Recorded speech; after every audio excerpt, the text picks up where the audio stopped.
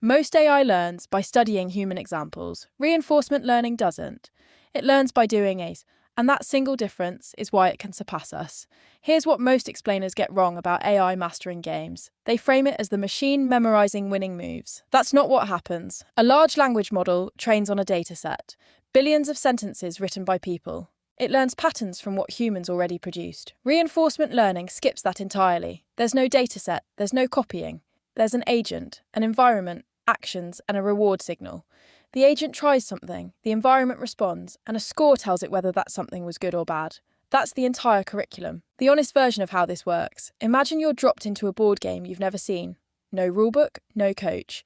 You just make moves, and occasionally someone says good or bad. At first, you'd play terribly. But here's the critical mechanism. The agent has to balance exploration against exploitation. Exploitation means repeating what's already worked.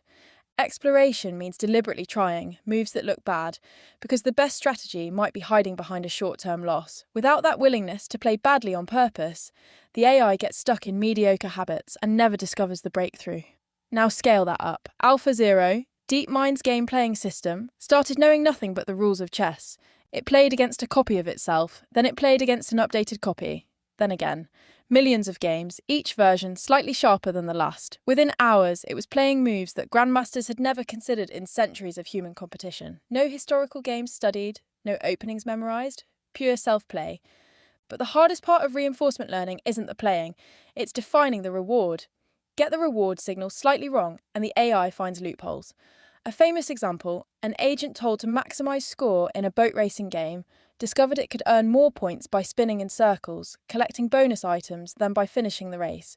It optimized exactly what it was told to optimize. The shift everyone underestimated is that reward shaping, specifying what good actually means, is where most RL projects succeed or fail. And this matters well beyond games. Reinforcement learning now designs computer chips at Google, trains robotic hands to manipulate objects they've never touched, optimizes energy grids, and helps autonomous vehicles handle scenarios no engineer could script in advance.